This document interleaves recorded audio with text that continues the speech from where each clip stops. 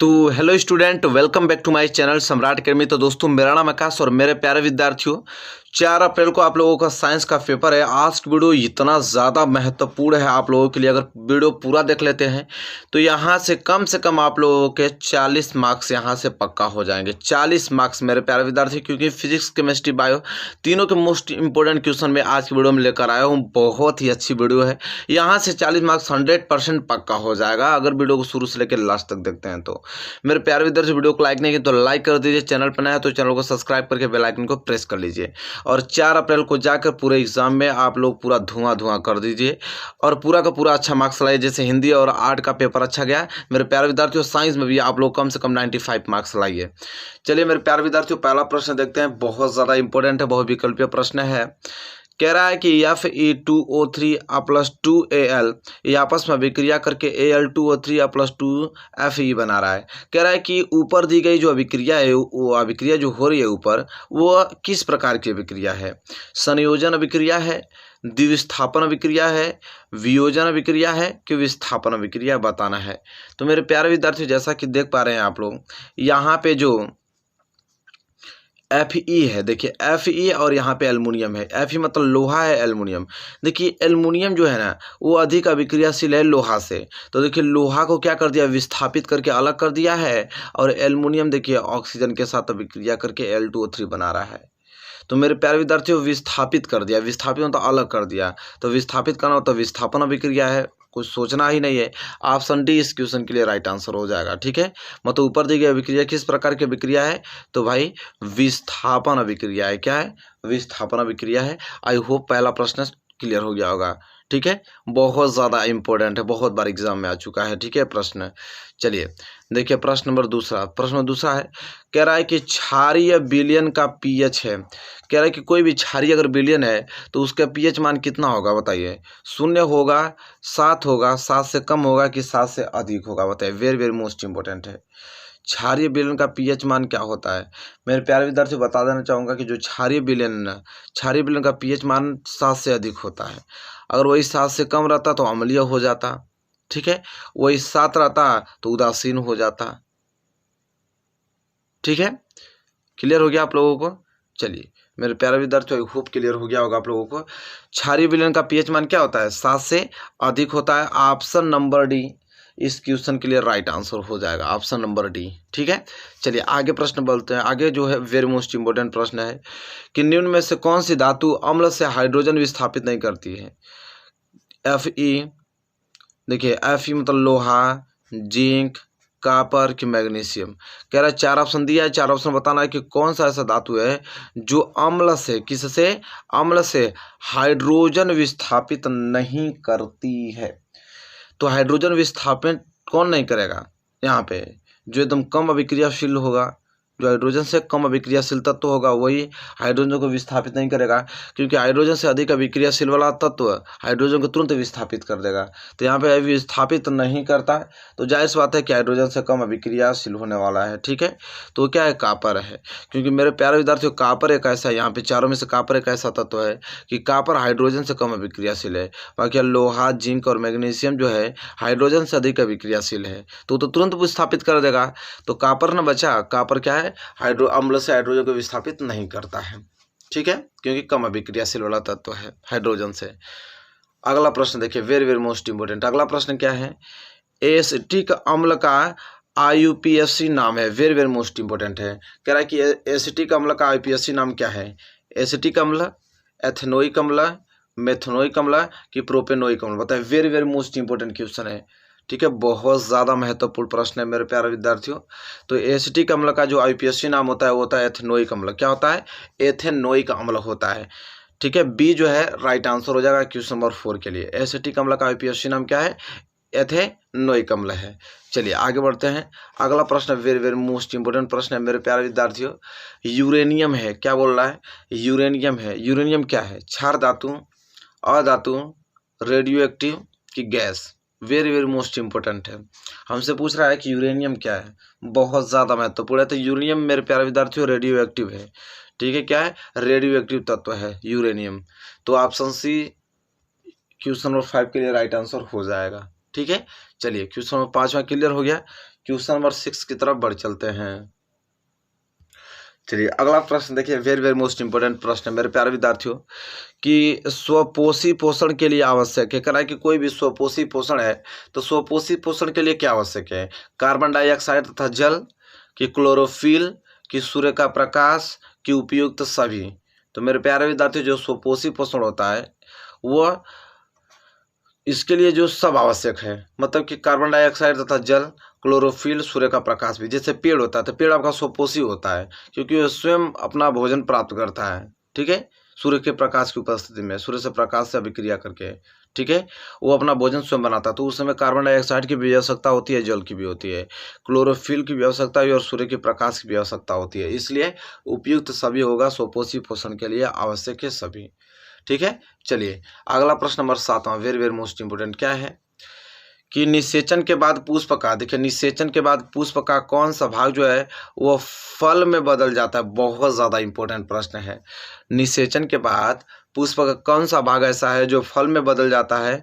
पुंकेसर, वर्तिका, अंडाशय की बीजांड, बताए, बहुत ज़्यादा इंपॉर्टेंट है। तो मेरे प्यारे विद्यार्थी वो है अंडाशय। अंडाशय जो है वो निषेचन के बाद ये पुष्प का भाग होता है। अंडाशय निषेचन के बाद यह अंडाशय जो है फल में बदल जाता है, ठीक है। चलिए आगे प्रश्न बढ़ेंगे। अगला प्रश्न वेरी वेरी मोस्ट इंपोर्टेंट प्रश्न है। क्या है अगला प्रश्न है कि पुरुष में, देखिए क्या लिखा है कि पुरुष में लिंग गुणसूत्र होता है। कह रहा है कि पुरुष में लिंग गुणसूत्र होता है, X Y, X X, Y के यक्स, बताए, वेरी वेरी मोस्ट इंपोर्टेंट है मेरे प्यारे विद्यार्थियों। पुरुष में जो लिंग गुणसूत्र होता है क्या होता है? तो होता है यक्स वायु होता है मेरे प्यारे विद्यार्थियों, और मादा में यक्स एक्स होता है। तो पुरुष में लिंग गुणसूत्र क्या होता है? यक्स वायु होता है, ठीक है, क्लियर। चलिए प्रश्न नंबर 8वां, तो प्रश्न नंबर 8वें के लिए क्वेश्चन नंबर फर्स्ट जो है राइट आंसर हो जाएगा। चलिए क्वेश्चन नंबर 9 कि समतल दर्पण, देखिए क्या लिखा है, समतल दर्पण की यहाँ पे फोकस दूरी होती है। समतल दर्पण की फोकस दूरी होती है 0, अनंत, 25 सेंटीमीटर की -25 सेंटीमीटर, बताइए। अब यहाँ पे समतल दर्पण है, क्या दे रखा है? समतल दर्पण। तो समतल दर्पण की फोकस दूरी मेरे प्यारे विद्यार्थियों अनंत होती है। क्या होती है? अनंत। समतल दर्पण की फोकस दूरी अनंत होती है, ठीक है। चलिए अगला प्रश्न वेरी वेरी मोस्ट इंपोर्टेंट प्रश्न है, बहुत ही ज़्यादा महत्वपूर्ण प्रश्न है मेरे प्यारे विद्यार्थियों। क्या है? यहाँ मैं बॉक्स बना देता हूँ ट्रिक लगाने के लिए। क्या है कि निर्वात में प्रकाश की चाल होती है, बहुत ज़्यादा इंपॉर्टेंट। निर्वात मतलब हवा, मतलब पूरा खुला। निर्वात में जो प्रकाश की चाल होती है 3 × 7 पे पावर और 10 पे पावर 7 मीटर पर सेकेंड, 2 × 10 पे पावर 8 मीटर पर सेकेंड, और सी है 3 × 10 पे पावर 8 मीटर पर सेकेंड, और ऑप्शन डी 3 × 10 पे पावर 10 मीटर पर सेकेंड। बताइए निर्वात में प्रकाश की चाल कितनी होती है? बहुत ज़्यादा आईएमपी प्रश्न है मेरे प्यारे विद्यार्थियों। सबको मालूम है कि निर्वात में प्रकाश की चाल 3 × 10 पे पावर 8 मीटर पर सेकेंड होता है। 3 × 10 पे पावर 8 मीटर पर सेकेंड। ऑप्शन सी जो है क्वेश्चन नंबर 10वें के लिए राइट आंसर हो जाएगा, ठीक है, बहुत ज़्यादा इंपॉर्टेंट है। चलिए ये प्रश्न क्लियर हो गया। चलिए अगला प्रश्न, प्रश्न नंबर 11, बहुत ज़्यादा इंपॉर्टेंट है। प्रश्न नंबर 11 क्या है मेरे प्यारे विद्यार्थियों? प्रश्न नंबर 11 है कि स्वस्थ आँख के लिए दूर बिंदु होता है। देखिए स्वस्थ आँख के लिए, अब यह दूर बिंदु पूछा है, निकट बिंदु नहीं पूछा है, दूर बिंदु। तो स्वस्थ आँख के लिए दूर बिंदु होता है, तो होता है अनंत पर, 25 सेंटीमीटर, 50 सेंटीमीटर, 100 सेंटीमीटर अनंत पर। देखिए स्वस्थ आँख के लिए दूर बिंदु अनंत पर, यही रहता। स्वस्थ आँख के लिए निकट बिंदु होता है तो हम 25 सेंटीमीटर लगाते, लेकिन यहाँ पे दूर बिंदु पूछा है तो हम अनंत पर लगाएंगे, क्योंकि आपकी अगर आँख स्वस्थ है तो आप अनंत तक देख सकते हैं। जैसे आप हम लोग चंद्रमा चांद को तो देख ही लेते हैं ना, तो यहाँ से पृथ्वी से है चांद की दूरी कितनी है? अनंत है। तो सब अगर आपकी आँख स्वस्थ है तो उसके लिए दूर बिंदु अनंत तक होता है, ठीक है। चलिए प्रश्न number 12 very very most important, क्या है? प्रतिरोध। देखिए क्या बोला है, प्रतिरोध का मात्रक होता है, बताइए, बहुत ज़्यादा इंपॉर्टेंट प्रश्न है। प्रतिरोध का मात्रक होता है ओम, कि ओम प्रति मीटर, कि ओम मीटर, कि मीटर प्रति ओम होता है, बताए, वेरी वेरी मोस्ट इंपोर्टेंट। प्रतिरोध का मात्रक होता है, तो प्रतिरोध का मात्रक मेरे प्यारे विद्यार्थियों ओम होता है। क्या होता है? ओम। क्वेश्चन नंबर 12 के लिए option number A right answer हो जाएगा। प्रतिरोध का मात्रक क्या होता है? ओम होता है। चलिए question number 13 very most important, क्या है कि ओम के नियम के अनुसार विभवांतर व धारा के बीच ग्राफ होगा। ओम के नियम के अनुसार विभवांतर, देखिए क्या बोला है, विभवांतर व धारा के बीच ग्राफ होगा किसके नियम के अनुसार, ओम के नियम के अनुसार। सरल रेखा, वृत्त, अर्धवृत्त की लगातार दिशा बदलती रेखा, तो सरल रेखा। मेरे प्यारे विद्यार्थियों, ओम के नियम के अनुसार विभवांतर और धारा के बीच जो ग्राफ होगा वो एक सरल रेखा है। बहुत ज़्यादा एमपी प्रश्न है मेरे प्यारे विद्यार्थियों, आई होप क्लियर हो गया होगा आप लोगों को। ठीक है, चलिए प्रश्न नंबर 14 देखिए, वेरी वेरी मोस्ट इंपोर्टेंट है। 14 कह रहा है कि कौन सा चुंबकीय क्षेत्र का मात्रक नहीं, बहुत ज़्यादा इंपॉर्टेंट है। कौन सा चुंबकीय क्षेत्र, क्या है, चुंबकीय क्षेत्र का मात्रक नहीं है। वेबर प्रति मीटर स्क्वायर, टेस्ला, गॉस कि न्यूटन प्रति एम्पियर स्क्वायर, बताए, वेरी वेरी मोस्ट इंपोर्टेंट है। तो मेरे प्यारे विद्यार्थियों, कौन सा चुंबकीय क्षेत्र का मात्रक नहीं है, तो ऑप्शन डी है, क्या, न्यूटन प्रति एम्पियर स्क्वायर जो है वो चुंबकीय क्षेत्र का मात्रक नहीं है। बहुत ज़्यादा इंपॉर्टेंट है, इसको तैयार कर लीजिएगा। ठीक है, चलिए क्वेश्चन नंबर 15 बहुत ज़्यादा मोस्ट इंपोर्टेंट है। क्या है, विद्युत धारा का एसआई मात्रक। अब हमसे पूछा है कि विद्युत धारा का एसआई मात्रक होता है कूलाम, एम्पियर, जूल की ओम, बताए, वेरी मोस्ट इंपोर्टेंट है। विद्युत धारा, धारा एम्पियर, बात खत्म।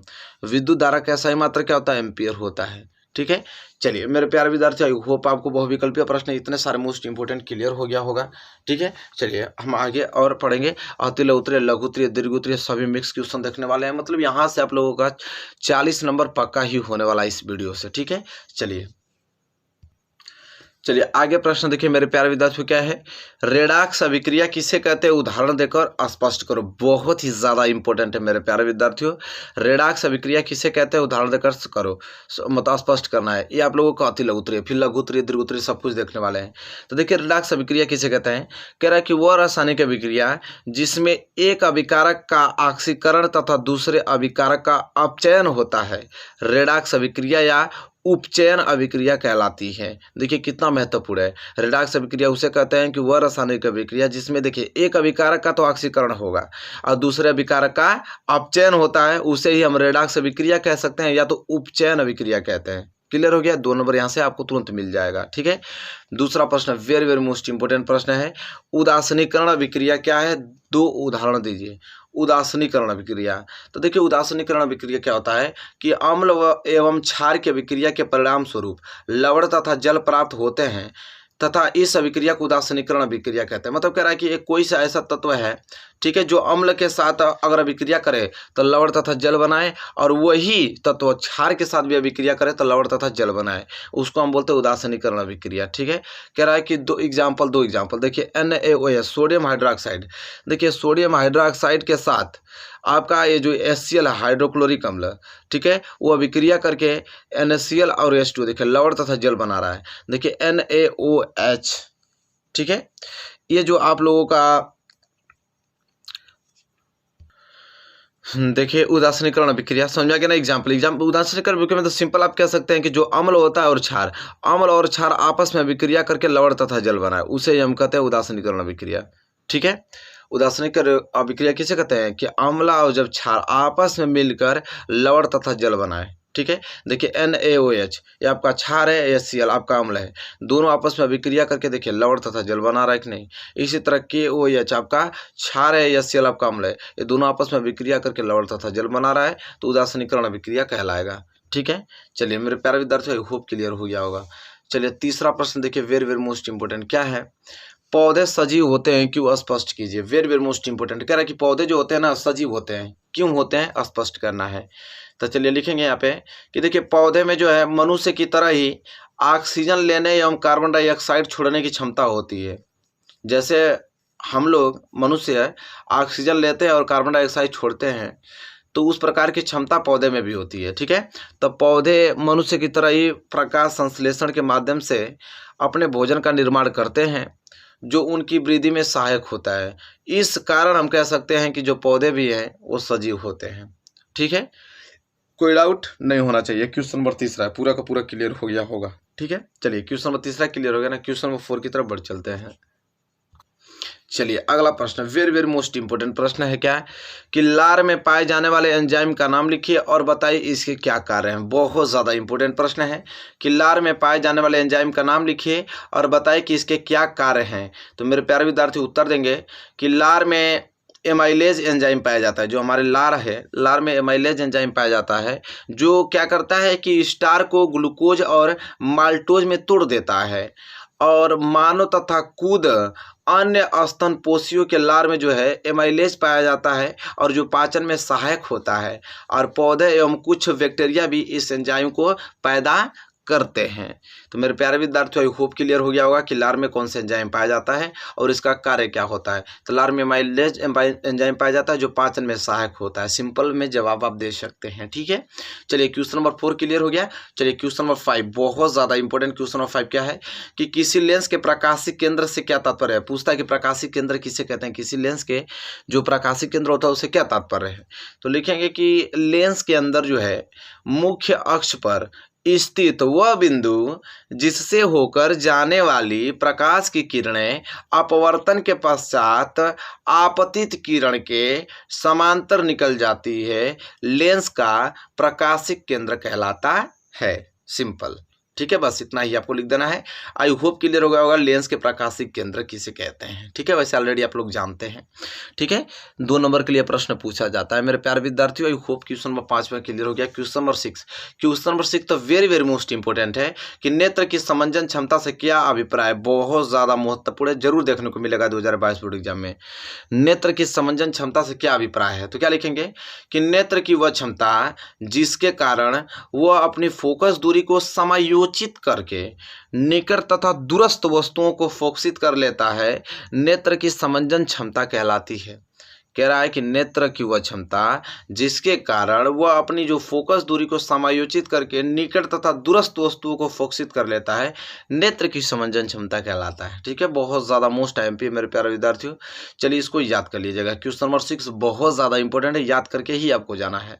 चलिए प्रश्न नंबर 7वां क्या है, बहुत ज़्यादा आईएमपी प्रश्न है। क्या है, सिंपल है। अमीटर का क्या कार्य है, इसे परिपथ में किस प्रकार जोड़ते हैं। अमीटर, तब मेरे प्यारे विद्यार्थियों देखिए, अमीटर जो होता है ना वो परिपथ में धारा मापने तथा जो वोल्ट मीटर होता है वो परिपथ के सिरों के बीच विभवांतर मापने के लिए प्रयुक्त किए जाते हैं। देखिए विद्युत परिपथ में जो अमीटर को श्रेणी क्रम में तथा वोल्ट मीटर को समांतर क्रम में लगाया जाता है। समझ में आ गया ना आपको। अमीटर जो होता है वो धारा नापता है, वोल्ट मीटर आपका दो सिरों के बीच विभवांतर नापता है। अमीटर को हम श्रेणी क्रम में लगाते हैं और वोल्ट मीटर को हम समांतर क्रम में लगाते हैं। बस बात खत्म, इतना ही पॉइंट आपको फैक्ट याद करके जाना है। क्वेश्चन नंबर 7वां क्लियर हो गया मेरे प्यारे विद्यार्थियों। तो क्वेश्चन नंबर 8वें की तरफ बढ़ चलते हैं। चलिए क्वेश्चन नंबर 8वां वेरी मोस्ट इंपोर्टेंट है। प्रश्न नंबर 8वां क्या है, ओम का नियम लिखे। देखिए बहुत ज़्यादा महत्वपूर्ण प्रश्न है मेरे प्यारे विद्यार्थियों। कह रहा ओम का नियम लिखिए, तो हेडिंग डालेंगे ओम का नियम और लिखेंगे कि ओम के नियम के अनुसार जब भौतिक अवस्थाएं जैसे ताप आदि, देखिए ताप समान रहना चाहिए। तो कह रहा है कि किसी चालक में जो प्रवाहित होने वाली जब धारा होगी वो उसके सिरों के बीच जो विभवांतर के समानुपाती होता है। क्या होता है, समानुपाती होता है। ठीक है, इसका मतलब है कि यदि किसी चालक के सिरों पर लगा विभवांतर अगर V है और उसके और मतलब उसमें बहने वाली जो धारा I है, तो आप कह सकते हैं कि विभवांतर समानुपाती है धारा के, या अनुपातिक अनुक्रमणपाती कह सकते हैं। समानुपातिक है या अनुक्रमणपाती के, बात ये कही है। तो V अनुक्रमणपाती I के, तो V बराबर क्या हो जाएगा, अगर अनुक्रमणपाती का चिन्ह हटाऊं तो स्थिरांक गुणे I आ जाएगा और स्थिरांक में R कह सकता हूँ। तो कह रहा है इस स्थिरांक को चालक का प्रतिरोध कहते हैं। यदि प्रतिरोध R हो तो इस जो स्थिरांक है इसे चालक का प्रतिरोध कहते हैं, जिसको R से डिनोट करते हैं। तो V बराबर R गुणे I हो जाएगा और यहाँ से प्रतिरोध निकालना चाहूँगा तो V बटे I हो जाएगा। बस सिंपल।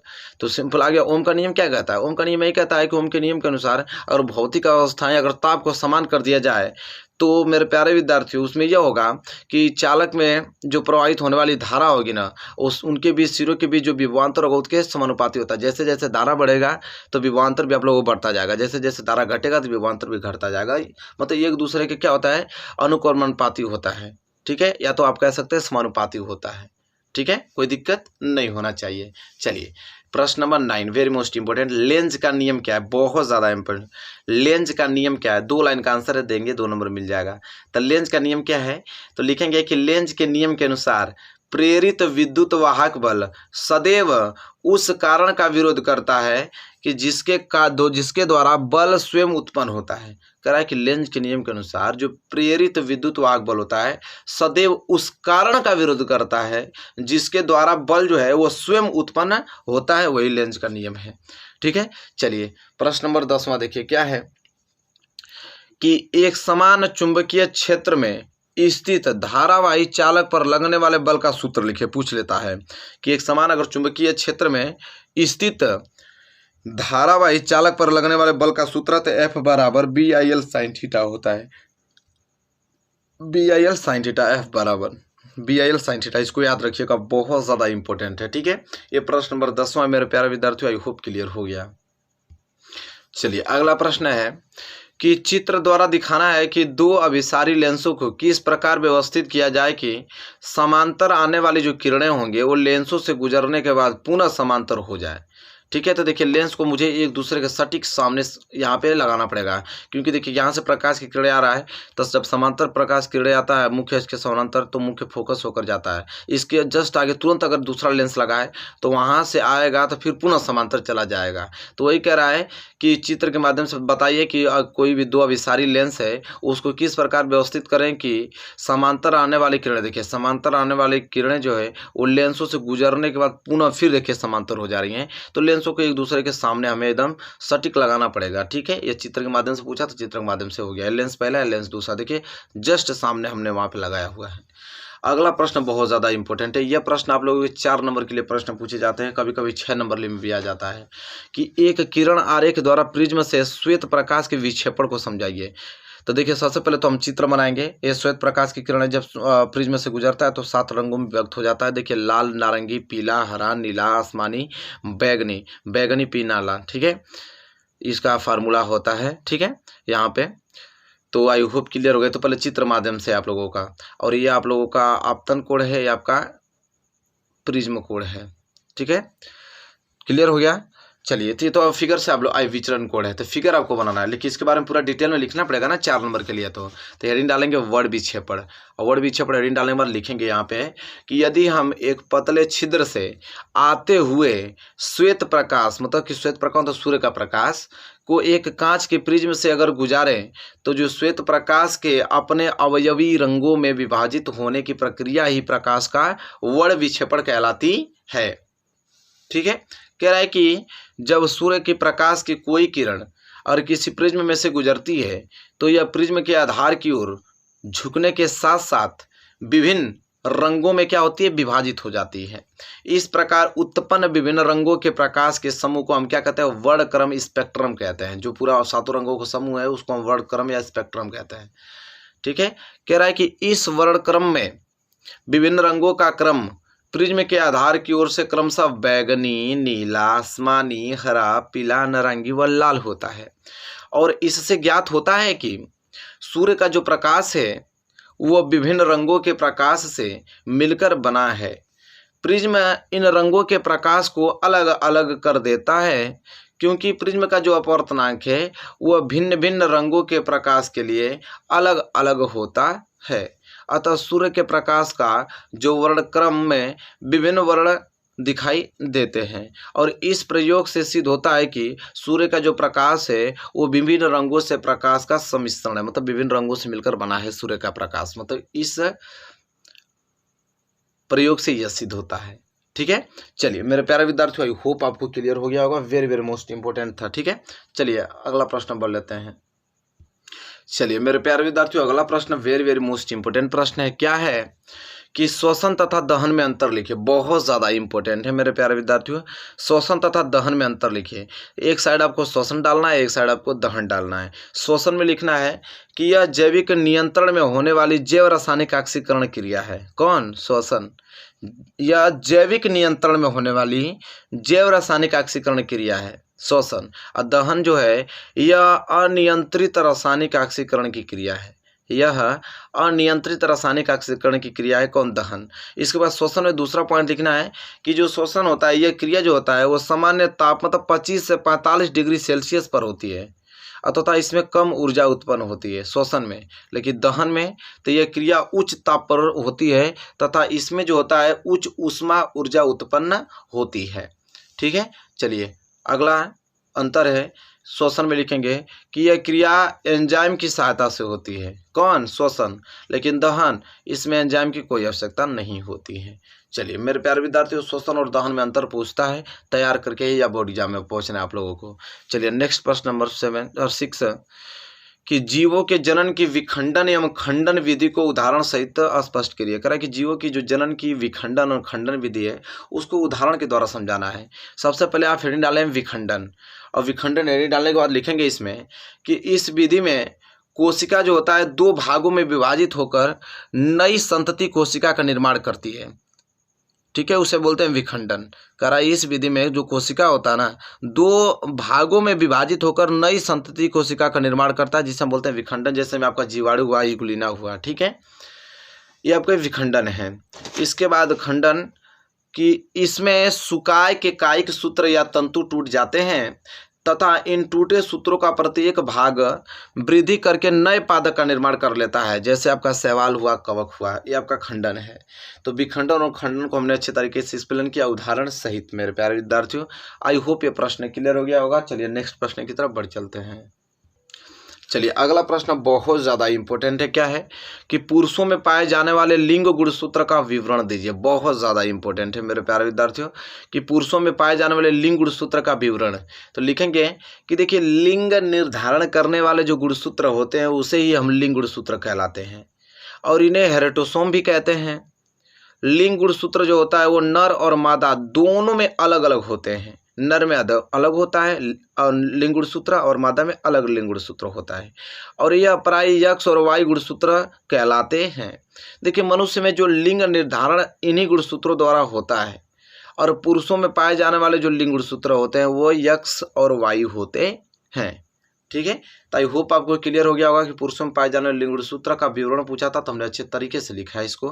कोई भी डाउट का संभावना ही नहीं है, आराम से पढ़ते जाएंगे, इसका अर्थ आपको निकलता जाएगा। 2022 बोर्ड एग्जाम में 100% ये सारे क्वेश्चंस आपको पूछे जाएंगे और इसका उत्तर आप आसानी से दे पाओगे। चलिए प्रश्न नंबर 8वां वेरी मोस्ट इंपोर्टेंट क्या है कि कॉपर ग्लास अयस्क से किस प्रकार तांबा विकलित किया जाता है। कह रहा है कि कॉपर जो ग्लास है, कॉपर ग्लास अयस्क से किस प्रकार तांबा विकलित किया जाता है। या तो प्रश्न इस प्रकार डायरेक्ट पूछ लेता है कि कॉपर के एक अयस्क का नाम तथा सूत्र लिखिए। तो देखिए कैसे आंसर देंगे कि कॉपर ग्लास जिसे Cu2S कहते हैं उसका रासायनिक सूत्र है, जब इसे वायु में गर्म करते हैं तो आंशिक रूप से ऑक्सीकृत होता है तथा ऑक्सीकृत उत्पाद शेष कॉपर ग्लास से क्रिया करके कॉपर धातु देते हैं। ठीक है, चलिए क्लियर हो गया। एग्जाम्पल भी पूछा था तो एग्जाम्पल तौर पे देख सकते हैं। रिएक्शन देख लीजिए, ये कॉपर ग्लास से ऑक्सीजन के साथ अभिक्रिया करके कॉपर ऑक्साइड और यहाँ पे SO2 सल्फर ऑक्साइड बना रहा है। ठीक है, का देखिए कॉपर का अयस्क का नाम क्यूपराइट तथा सूत्र इसका क्या है कि Cu2O। ठीक है, चलिए पूरा का पूरा अच्छे तरीके से क्लियर हो गया होगा मेरे प्यारे विद्यार्थियों। अगला प्रश्न देखिए बहुत ज़्यादा इंपॉर्टेंट है मेरे प्यारे विद्यार्थियों। क्या है कि हीमोग्लोबिन कहाँ होता है, इसका मुख्य कार्य लिखिए। बहुत ज़्यादा इंपॉर्टेंट है, हीमोग्लोबिन कहाँ होता है इसका मुख्य कार्य लिखना है।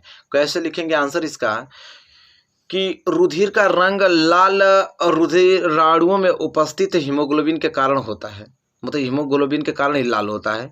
कह रहा है कि जो रुधिर का रंग होता है, हमारे ब्लड का जो रंग होता है वो रुधिराणुओं में उपस्थित हीमोग्लोबिन के कारण ही लाल होता है।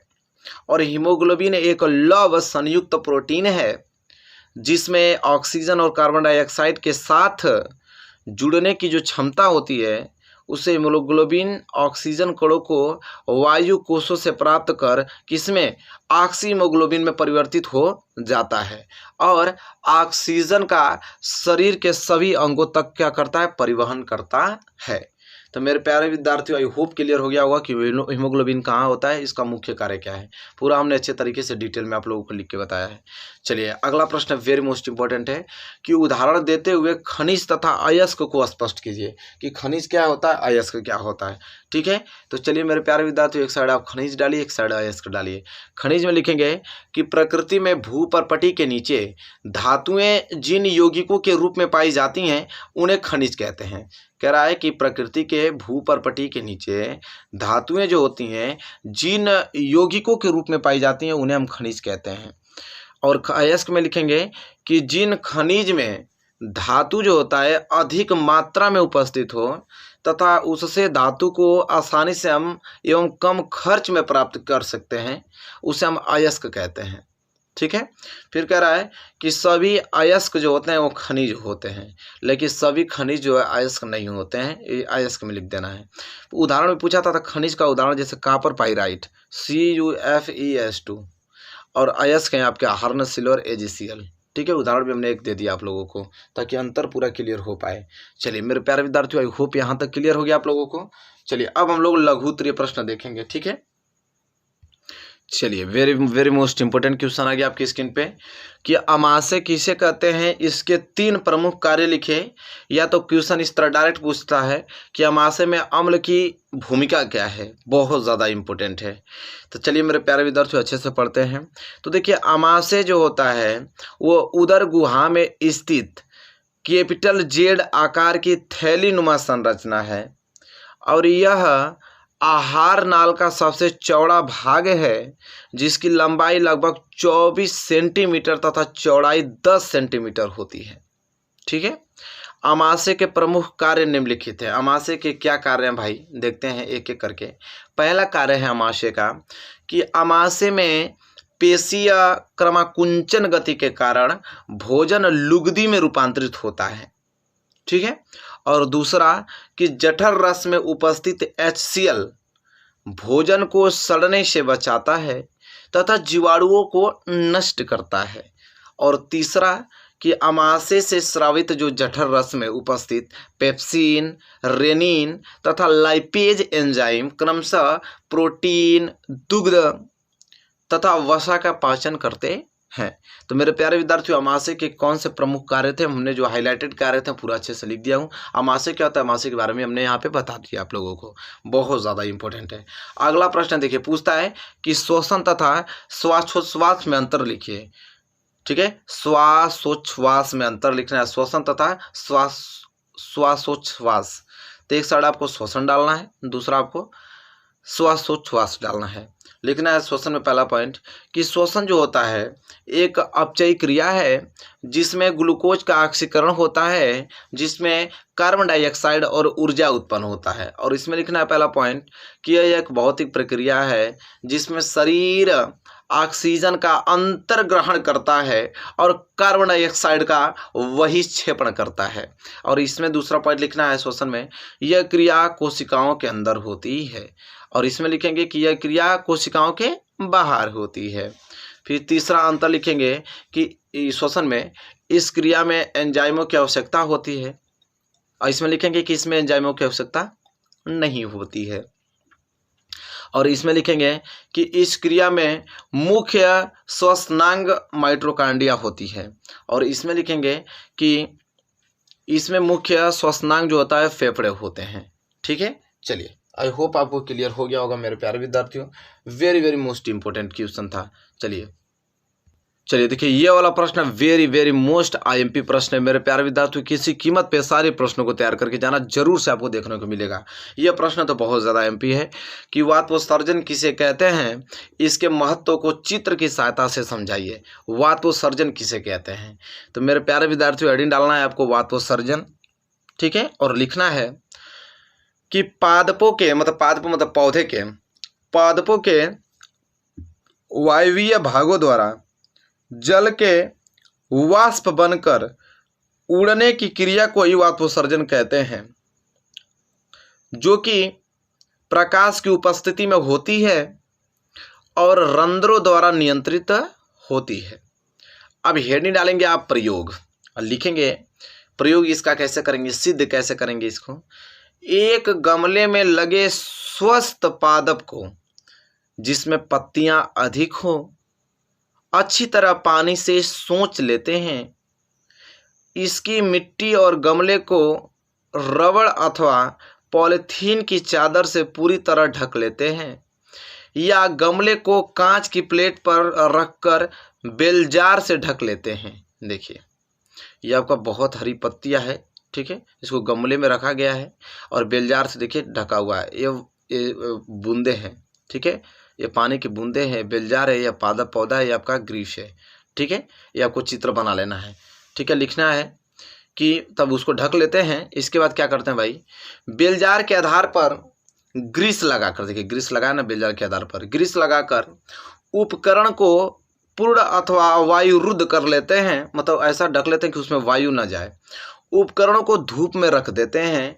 कुछ समय के बाद बेलजार के भीतरी सतह पर जल की छोटी छोटी बूंदें दिखाई देने लगती हैं। देखिए छोटी छोटी जल की बूंदें दिखाई दे रही हैं ना। इस प्रयोग से सिद्ध होता है कि पादप के वायवीय अंगों से जलवाष्प निकलती है, जो संघनित होकर जल की बूंदों के रूप में एकत्र हो जाती है, और इससे स्पष्ट है कि पादपों में वाष्पोत्सर्जन होता है। क्लियर। चलिए मेरे प्यारे विद्यार्थियों, ये प्रश्न बहुत ज़्यादा इंपॉर्टेंट था, किसी कीमत पे आपको इसी तैयार करके ही आपको जाना है। बहुत ज़्यादा आईएमपी प्रश्न था। चलिए नेक्स्ट प्रश्न की तरफ बढ़ चलते हैं। चलिए अगला प्रश्न बहुत ज़्यादा इंपॉर्टेंट है वाला प्रश्न है, विक्राणु जिसे नेफ्रॉन कहते हैं। विक्राणु नेफ्रॉन का स्वच्छ नमाची चित्र बनाइए तथा इनके कार्य का वर्णन कीजिए। देखिए सबसे पहले इसका मैं कार्य बता देता हूँ, चित्र बना के लेकर आया हूँ मैं मेरे प्यारे विद्यार्थियों। इंपॉर्टेंट क्वेश्चन है, ठीक है, बहुत ज़्यादा। तो विक्राणु के कार्य आपको हेडिंग डालना है, ठीक है, और विक्राणु के कार्य हेडिंग डालने के बाद लिखना है इसमें कि इसका प्राथमिक कार्य जो होता है वो रुधिर में से यूरिया व नाइट्रोजन वज्र पदार्थ को हटाना होता है। इसके अतिरिक्त इसके अन्य कार्य जो है अमोनिया, विष, औषधि, रंग पदार्थों, हाइड्रोजन या पोटेशियम आयन जल आदि की मात्रा को रुधिर में कम करके और रुधिर की जो समस्थैतिकता को बनाए रखता है, चाहे बनाए रखना होता है। और यह मूत्र का निर्माण व चयनात्मक पुनरावशोषण द्वारा लाभदायक पदार्थों को वापस रुधिर में पहुंचाने का कार्य भी करता है।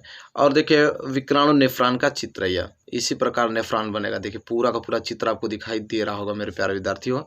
यह वृक्क धमनी की शाखा है, यह वाला पोर्शन अभिवाही धमनियाँ है, यह आपका केशिका गुच्छा है, यह वाला पोर्शन आपका अपवाही नलिका कहलाएगा, यह वाला आपका समीपस्थ कुंडली नलिका कहलाएगा, यह आपका अवरोही नलिका है, और ये दोनों वाला भाग रुधिर कोशिकाओं की जाल है, यह आपका हेनरे का लूप है। ये वाला पोर्शन आपका आरोही नलिका कहलाता है, ये वाला संग्रह वाहिनी कहलाता है, ये वाला पोर्शन रुधिरस्थ कुंडिका नलिका कहलाता है। ये पूरा का पूरा हमने चित्र विक्राणु नेफ्रॉन का चित्र बनाया है मेरे प्यारे विद्यार्थियों, और ये ज़रूर से आप लोगों के एग्जाम में पूछा जाएगा। इसको आपको तैयार करके ही आपको बोर्ड एग्जाम में पहुँचना है, बहुत ज़्यादा इंपॉर्टेंट है, ठीक है। चलिए क्लियर हो गया, नेक्स्ट प्रश्न की तरफ बढ़ चलते हैं। चलिए मेरे प्यारे विद्यार्थियों, यह प्रश्न तो 7वां है, 7.5 नंबर का प्रश्न पूछा जाता है। इतना ज़्यादा इंपॉर्टेंट कि इस बार हमको लगता है 2022 बोर्ड एग्जाम में यही प्रश्न आएगा, ठीक है। 7 नंबर बिल्कुल इस प्रश्न से तैयार हो जाएगा। इस प्रश्न को थोड़ा सा भी इग्नोर नहीं करना मेरे प्यारे विद्यार्थियों। कि विद्युत मोटर का नामांकित चित्र बनाइए तथा इसकी कार्यविधि समझाइए और इसका उपयोग किस प्रकार ऊर्जा रूपांतरण में होता है। ये प्रश्न इतना ज़्यादा इंपॉर्टेंट है, आप इसको इग्नोर कर ही नहीं सकते हैं। ये आपको जरूर 2022 बोर्ड एग्जाम में देखने को मिलेगा। दीर्घ उत्तरी में जाके देख लीजिएगा, 7 नंबर तुरंत क्लियर हो जाएगा। तो चलिए विद्युत मोटर का पूरा चित्र वगैरह अच्छे से डिटेल में इसको हम लोग जानकारी प्राप्त करेंगे। देखिए सबसे पहले उत्तर में लिखेंगे क्या कि विद्युत मोटर जो है एक ऐसा यंत्र है जो विद्युत ऊर्जा को यांत्रिक ऊर्जा में क्या करता है, बदलता है। विद्युत मोटर एक ऐसा यंत्र है कि विद्युत मोटर क्या करता है, विद्युत ऊर्जा को यांत्रिक ऊर्जा में बदलता है। देखिए हेडिंग फिर डालेंगे सिद्धांत, क्या डालेंगे, सिद्धांत। लिखेंगे कि विद्युत मोटर का जो सिद्धांत है वो इस तथ्य पर आधारित है कि जब किसी कुंडली को अगर चुंबकीय क्षेत्र में रखकर उसमें विद्युत धारा प्रवाहित की जाती है तो कुंडली पर एक बलयुग्म कार्य करने लगता है जो कुंडली को उसके अक्ष पर घुमाने का प्रयास करता है। यदि कुंडली अपने अक्ष पर घूमने के लिए स्वतंत्र हो तो वह घूमने लगती है। यह आपका सिद्धांत है, ठीक है।